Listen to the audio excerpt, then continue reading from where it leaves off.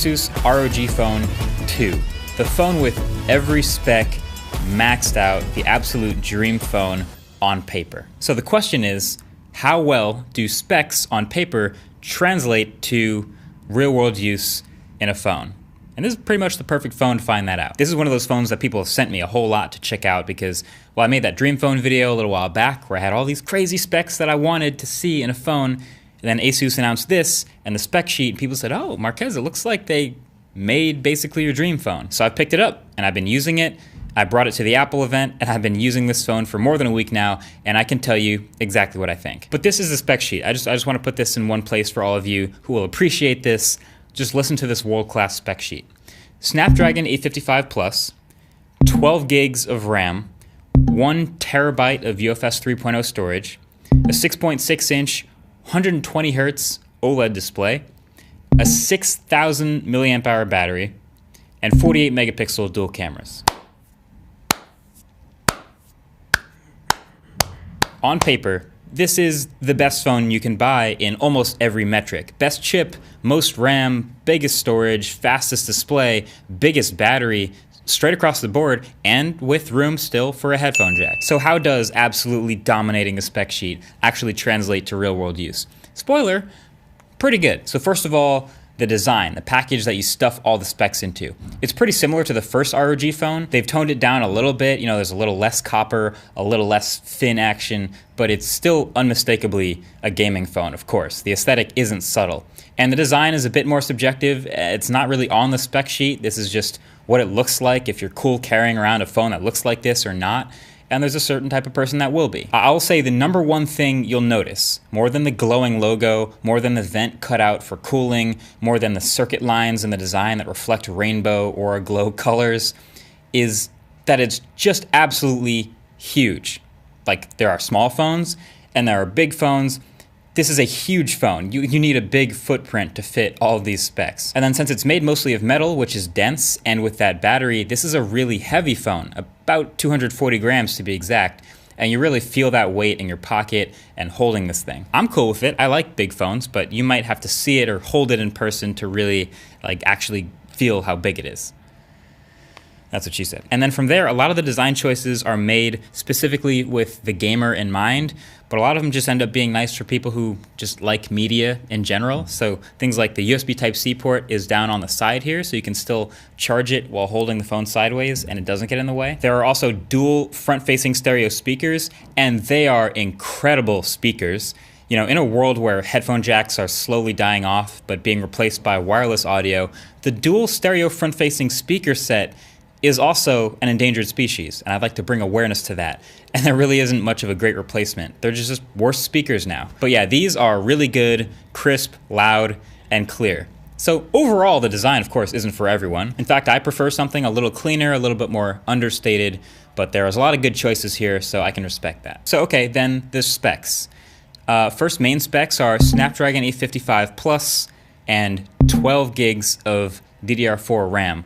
So of course it's going to be extremely fast. Launching apps and then keeping a lot of them in memory and flipping through them, yeah, having the highest end available specs here does great. But then there actually are some other things that make it feel even faster. Number one is the UFS 3.0 storage. It's really fast storage that's helped phones like the OnePlus 7 Pro and the Galaxy Fold feel much faster, including installing apps really quickly and launching apps really quickly. And then number two is this display. It's a 6.6-inch, 120 hertz AMOLED 1080p panel. And so saying that out loud that's a pretty unique spec sheet. That's a great number, but you gotta actually look at it. It is a very fast display. Actually, the fastest mobile display that I've ever seen. You can turn it down to the normal 60 hertz if you want. You can bump it up to 90 hertz or just keep it at 120 all the time like I did. And it also has a 240 hertz touch response refresh. So it's super quick and responsive to your touch. Scrolling, for example, is super smooth. You of course can't really fully appreciate it through this video, which is only 30 FPS, but I guess take my word for it, it's really snappy, I think is the key word. Very smooth and snappy. So scrolling, the UI, and any app, of course, that supports the higher frame rate look awesome. There's a whole list of games that support it, but I've said it once and I'll say it again, high refresh rate, all the things, please. But it's not the best looking OLED in the world. It's 1080p for one, which on a 6.6-inch screen is not a huge deal, but it's worth noting. Like, it's not a low resolution, it's still almost 400 ppi, but versus a 1440p display, you can tell the difference. And then colors and contrast just felt a little strange to me at times. It has adjustable color profiles, but I never quite felt happy with the color calibration.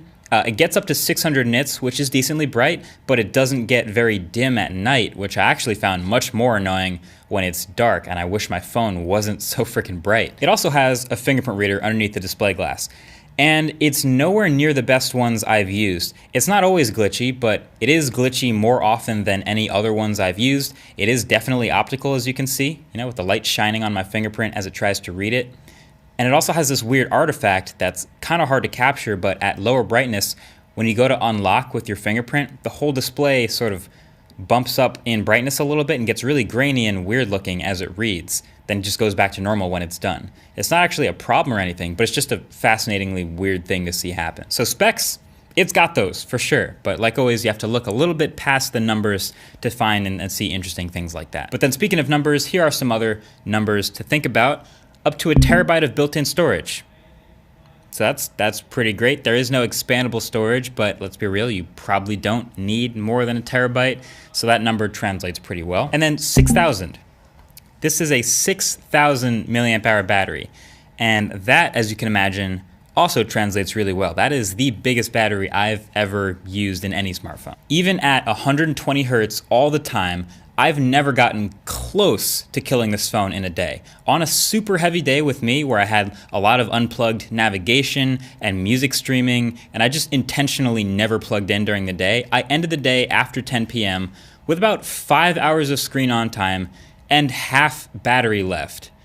Wow, just I don't know. It's my dream smartphone battery. Literally never ever worrying about if I'm gonna have to charge during the day and then just plug it in every night. You could probably go on a weekend road trip and not bring your charger and come back 2 days later with like 30% battery, for real. And if you're ever worried for some reason, you're gonna have to go like 4 straight days without charging. Like, this is the dream scenario for a battery in a smartphone. You could just turn it down to 90 hertz or turn it down to 60 hertz and you're good for a while. So yeah, this is, that number, 6,000, translates very well. Then here's another number, 48. It's a 48 megapixel primary camera on the back at f1.79. This turns out is one of those specs where you can just kind of ignore the number. You might be tempted to believe 48 megapixels automatically means it's good, but this, it's a decent camera. I'd give it a B minus for quality. Maybe with great software tuning or Gcam, it could get up to a B plus, but it's not blowing anyone's minds here. Images can look pretty good when you give them a lot of light, of course, and it does have great HDR, but sharpness and color, I've noticed, and white balance are more inconsistent. They can hit or miss. And there's actually a bit of noticeable shutter lag, which I thought was strange for a phone that's otherwise so incredibly fast. But it also has a 13 megapixel ultra wide at 125 degree field of view. And similar to some other phones, I'm glad it has one, but the inconsistency between the two cameras, especially as far as color and sharpness and detail, is major. So, it's an extra fun camera to have, but clearly not as high quality. This has kind of been one of the themes I've noticed about gaming phones, though, is that people who use these don't really take a ton of photos or care as much about the critical quality of photos and videos. So the cameras are just good enough. Matter of fact, for reference, Asus sent me a reviewer's guide for the phone just to go over all the features and things I should check out. It's 41 pages long. And the camera stuff is not talked about at all until page 36.